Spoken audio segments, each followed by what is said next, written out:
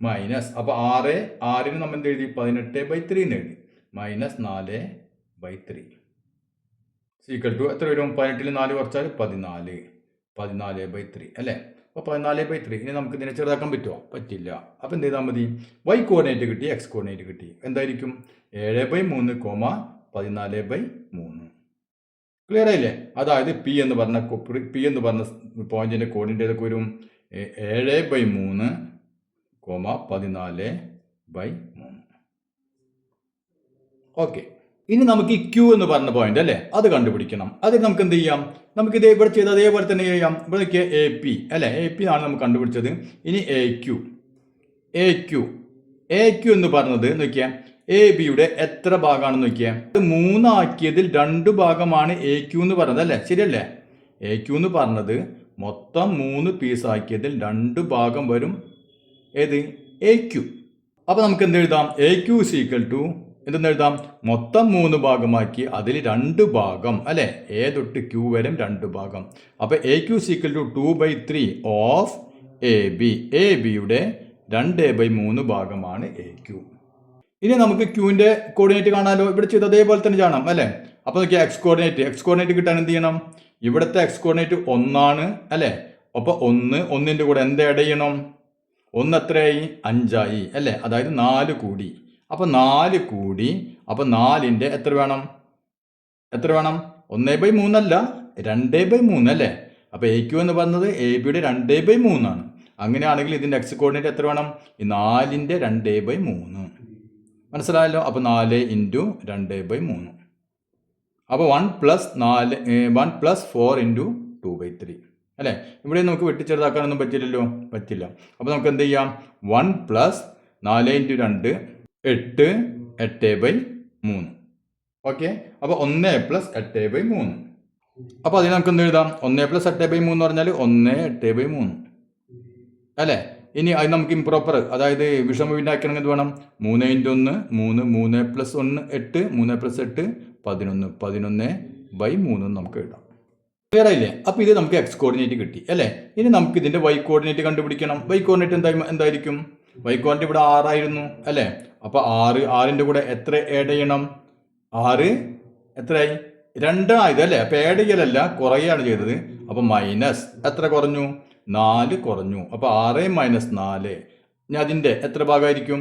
2/3 അല്ലേ, ഇൻറ്റു 2/3. അപ്പോൾ നമുക്ക് എത്ര കിട്ടും നോക്കിയാൽ? 6 - 4 × 2 8, 8/3. അപ്പോൾ ഇനി നോക്കിയാൽ 6 - 8/3 അല്ലേ. ഇവിടെ നമുക്ക് കുറയ്ക്കാൻ പറ്റും. അപ്പോൾ എന്ത് ചെയ്യണം? നമുക്ക് കുറയ്ക്കണമെങ്കിൽ ഇവിടെ സെയിം ആക്കണ്ടേ. അപ്പോൾ 3 കൊണ്ട് ഇതിനെ ഗുണിക്കുക, 3 കൊണ്ട് ഇതിനെയും ഗുണിക്കുക അല്ലേ. അപ്പോൾ എത്ര വന്നു? 6 × 3 18, 18/3 - 8/3. അപ്പോൾ എന്ത് വന്നു? 18 - 8 എത്രയാണ്? 10, 10/3. ക്ലിയർ ആയല്ലോ? അപ്പോൾ 11/3 കിട്ടി, 10/3. വൈ കോർഡിനേറ്റ് 10/3 കിട്ടി അല്ലേ. അതായത് ക്യൂ എന്ന് പറയുന്ന പോയിന്റിൻ്റെ ഈ കോർഡിനേറ്റ്സ് ഏതൊക്കെയാണ്? X coordinate 11/3, Y coordinate 10/3.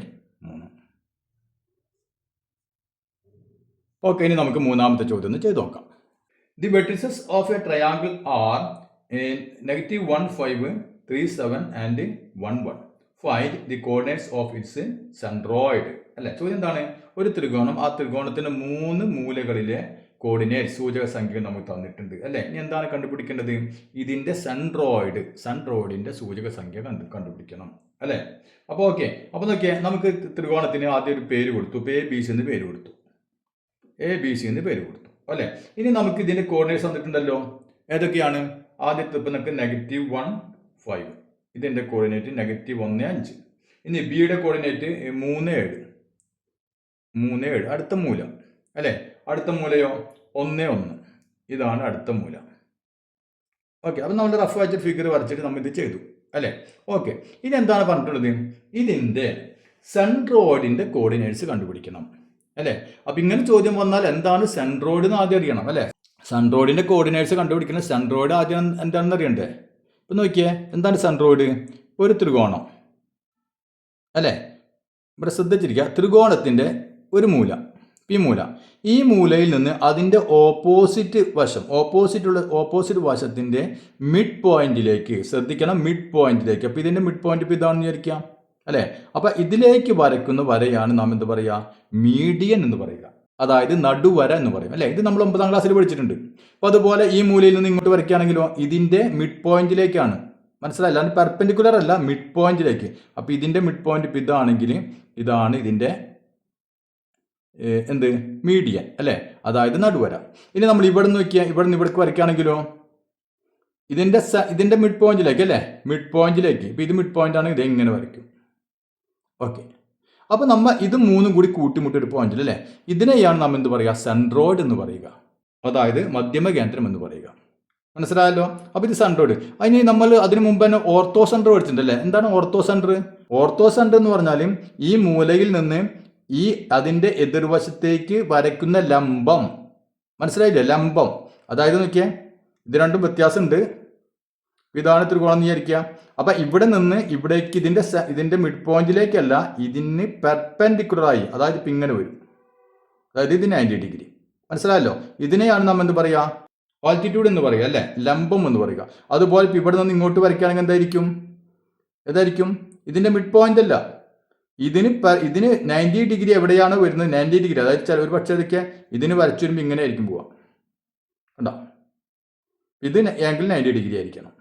ഇനി ഇവിടെ നിന്നാണെങ്കിലോ ഇതിന് 90 ഡിഗ്രി അല്ലേ, അപ്പോൾ ഒരു പക്ഷേ ഇങ്ങനെ ആയിരിക്കും പോവാം, ഇത് 90 ഡിഗ്രി ആയിരിക്കണം. അപ്പോൾ ഇതിന് ഈ പോയിന്റിന് നാം എന്താണ് പറയുക, ഓർത്തോ സെൻറ്റർ എന്നാണ് പറയുക അല്ലേ, ലംബകേന്ദ്രം എന്ന് പറയുക. ഇതിനെ പറയും സെൻട്രോയിഡ് അല്ലേ. സെൻട്രോയിഡ് എന്ന് പറഞ്ഞാൽ എന്താണ്, മധ്യമ കേന്ദ്രം അല്ലേ. അപ്പോൾ നമുക്ക് ഇതാണ് ഇവിടുത്തെ വിഷയം. ഇനി ഈ സെൻട്രോയിഡിന് ഒരു പ്രത്യേകത ഉണ്ടല്ലോ. എന്താണ് സെൻട്രോയിഡിന്റെ പ്രത്യേകത? നാം അത് 9ാം ക്ലാസ്സിൽ പഠിച്ചിട്ടുണ്ട് അല്ലേ. സെൻട്രോയിഡ് ഈ മീഡിയൻസിനെ കട്ട് ചെയ്യുന്നുണ്ട് അല്ലേ. ഇതിനെ നോക്കിയാൽ ഇതിനെല്ലാ മീഡിയൻസിനും ഒരു പോയിന്റിൽ വെച്ച് കട്ട് ചെയ്യുന്നുണ്ട്, അതാണ് സെൻട്രോയിഡ്. അപ്പോൾ സെൻട്രോയിഡ് എങ്ങനെയാണ് കട്ട് ചെയ്യുന്നത്? ഓരോ മീഡിയൻസിനെയും 2:1 എന്ന റേഷ്യോയിലാണ് കട്ട് ചെയ്യുന്നത് അല്ലേ. നമ്മൾ 9ാം ക്ലാസ്സിൽ പഠിച്ചിട്ടുണ്ട്. അതായത് ഈ മൂലയിൽ നിന്ന് ശ്രദ്ധിക്കുക, മൂലയിൽ നിന്ന് ഇങ്ങോട്ട് 2 ആണെങ്കിൽ ഇവിടെ നിന്ന് ഇങ്ങോട്ട് ബാക്കിയുള്ള എത്രയായിരിക്കും, 1 ആയിരിക്കും അല്ലേ. 2:1 എന്ന അംശബന്ധത്തിലായിരിക്കും കട്ട് ചെയ്യുക. ഈ മൂലയിൽ നിന്ന് ഇങ്ങോട്ട് 2 ആണെങ്കിൽ ഇവിടെ നിന്ന് ഇങ്ങോട്ട് ബാക്കി എത്രയായിരിക്കും, 1 ആയിരിക്കും. ഇനി ഈ മൂലയിൽ നിന്ന് ഇങ്ങോട്ട് 2 ആണെങ്കിൽ ഇതെത്രയായിരിക്കും, 1 ആയിരിക്കും അല്ലേ. ഇതാണ് ഇതിൻ്റെ റേഷ്യോ.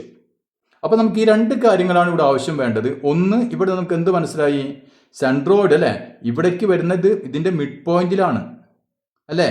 അതായത് ഈ മീഡിയൻ അല്ലേ, മീഡിയൻ എവിടെയാണ് വരുന്നത് ചേരാ, ഇതിൻ്റെ മിഡ് പോയിന്റ് ആണ്. അപ്പോൾ നമുക്കിവിടെ ഈ സി എന്ന പോയിന്റിൽ നിന്ന് ഇതിൻ്റെ മിഡ് പോയിന്റിലേക്ക് ആദ്യം ഒരു ലൈൻ കൂടി വരച്ചു നോക്കാം. ഓക്കെ, ഇവിടെ നിന്ന് ഒരു മീഡിയൻ ഞാൻ വരച്ചു അല്ലേ. ഇനി നമുക്ക് വേണമെങ്കിൽ നോക്കിയാൽ ഇവിടെ നിന്ന് ഒരെണ്ണം കൂടി വരച്ചു നോക്കാം. നിങ്ങൾക്ക് മനസ്സിലാൻ വേണ്ടിയിട്ടാണ്. ഇതിൻ്റെ മിഡ് പോയിന്റിലേക്ക്, ഇതിൻ്റെ മിഡ് പോയിന്റ് ഇപ്പോൾ ഇവിടെ നിന്ന് ഇരിക്കാം അല്ലേ. അപ്പോൾ ഇതിലേക്ക് ഇവിടെ നിന്ന് ഞാനൊരു മീഡിയൻ കൂടി വരയ്ക്കുന്നു. അപ്പോൾ ഇവിടെ നോക്കിയാൽ ഇപ്പോൾ ഞാനൊരു 3 മീഡിയനുകൾ വരച്ചു, ഇവിടെ വരച്ച് പല വരച്ചിട്ടുണ്ട് അല്ലേ. അതെന്തിനാണ് നിങ്ങൾക്ക് മനസ്സിലാൻ വേണ്ടിയിട്ടാണ്. മനസ്സിലായല്ലോ. അപ്പോൾ ഇതാണ് നമ്മുടെ സെൻട്രോയിഡ് അല്ലേ. അപ്പോൾ ഈ പോയിന്റിൻ്റെ കോർഡിനേറ്റ്സ് ആണ് നമുക്ക് കണ്ടുപിടിക്കേണ്ടത് അല്ലേ. അപ്പോൾ നമുക്ക് ഈ പോയിന്റിന് കോർഡിനേറ്റ്സ് കിട്ടാൻ എന്ത് ചെയ്യണം? ആദ്യം ഇവിടെ നമുക്കറിയാം ഈ മീഡിയൻ വന്ന് മുട്ടുന്നത് എവിടെയാണ്, ഇവിടെയാണ് അല്ലേ. അതായത് ഇതിൻ്റെ മിഡ് പോയിന്റിലാണ്. അപ്പോൾ നമുക്ക് ആദ്യം എന്ത് ചെയ്യണം, ഈ പോയിന്റ് കണ്ടുപിടിക്കണം. മനസ്സിലായില്ലേ. ഈ പോയിന്റ് ഇപ്പോൾ ഒരു പി ആണെന്ന് വിചാരിക്കുക. പി പോയിന്റിന്റെ കോർഡിനേറ്റ്സ് ഏതാണെന്ന് കണ്ടുപിടിക്കാം.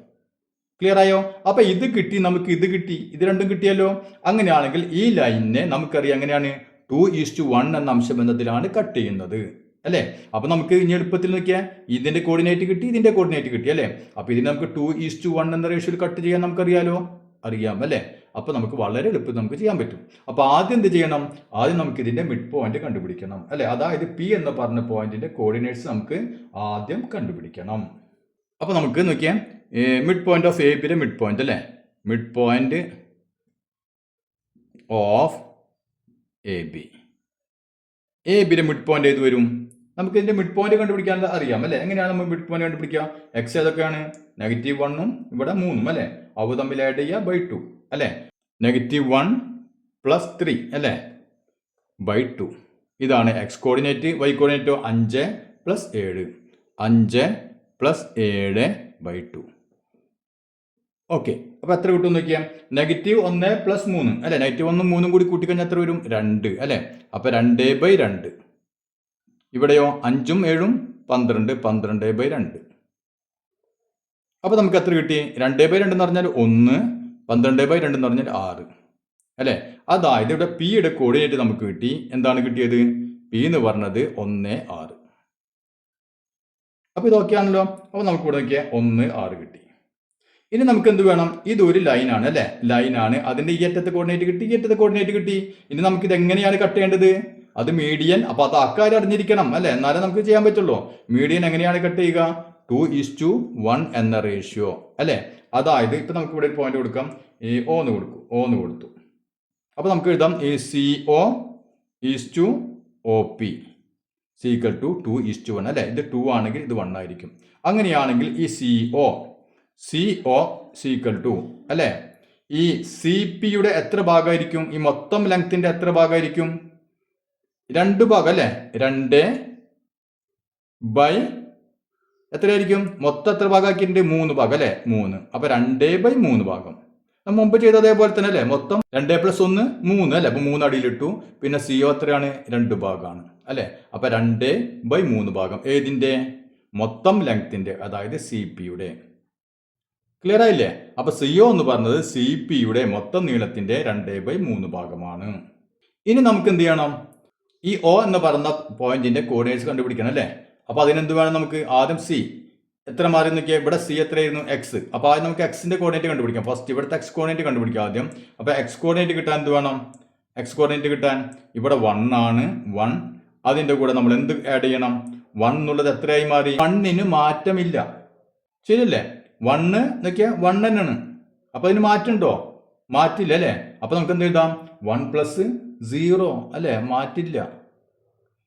ഇൻറ്റു ഇവിടെ എത്ര ഭാഗമാണ്? 2/3 ഭാഗം അല്ലെ. അപ്പൊ 2/3. അപ്പൊ നമുക്ക് എത്ര കിട്ടും നോക്കിയാൽ? 1 + 0 × 2/3 എന്ന് പറഞ്ഞാൽ എത്രയാണ്? 0 കൊണ്ട് ഗുണിച്ച് കഴിഞ്ഞാൽ 0 അല്ലെ, 0 തന്നെ = 1. അപ്പൊ നമുക്ക് ഇവിടുത്തെ X കോർഡിനേറ്റ് കിട്ടി. എത്രയാണ്? 1.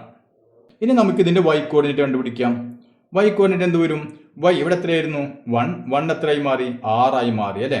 അപ്പൊ 1. അപ്പൊ നമുക്ക് എഴുതാം ഇവിടെ 1 ആയിരുന്നു. അപ്പൊ 1ന്റെ കൂടെ എത്ര കൂട്ടണം? 1 എന്നുള്ളത് 6 ആയി മാറി. 5 കൂടി അല്ലെ.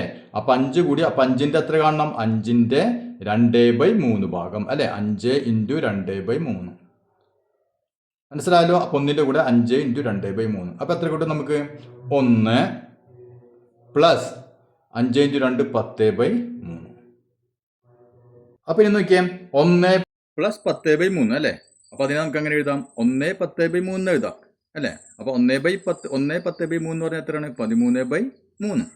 അപ്പൊ നമുക്കിവിടെ O എന്ന പോയിന്റിന്റെ കോർഡിനേറ്റ്സ് കിട്ടി. ഏതൊക്കെയാണ്? 1 13/3. മനസ്സിലായല്ലോ. ഇനി നമുക്ക് ഇതിലെ ബാക്കി ഭാഗങ്ങൾ അടുത്ത ക്ലാസ്സിൽ ചെയ്യാം.